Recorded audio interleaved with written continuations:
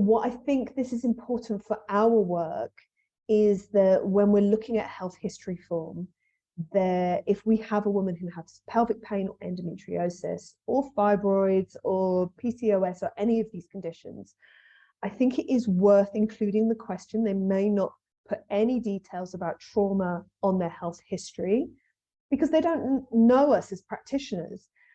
But when we feel comfortable to be able to ask these questions, is there any history of sexual physical abuse in the past?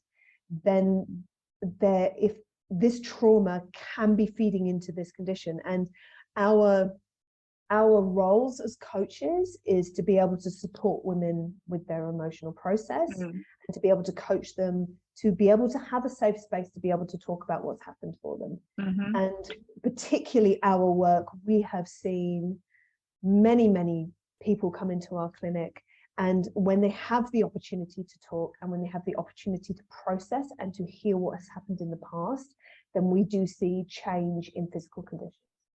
Yeah, so that was another comment in the chat around women realizing the importance of their trauma. And I think it's very interesting that a total of 31.3% had a positive screen for PTSD.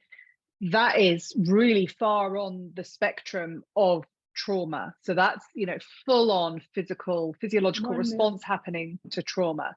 Whereas I think the difficulty is, and we're talking maybe even about people having subclinical trauma where they've not had a diagnosis of PTSD, is that very often women don't really associate, oh, someone's not muted.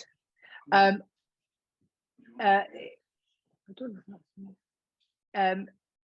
women don't often associate something that's happened to them as being traumatic, usually because of social conditioning.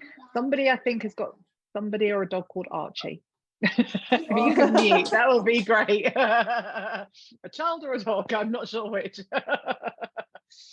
So the problem that we've got is that because of social conditioning and because of normalizing, women don't always connect what's happened to them as being traumatic. And so it's only by really creating that safe space for people to start exploring things that have felt like maybe they've even just crossed a boundary, that's when we can actually start identifying. And I don't want to just start banding around the word trauma, because there is full diagnosis of trauma and there's a traumatic response, but I think we really do, in the cases of endometriosis and any women's health issue, we have to start talking about these emotional issues.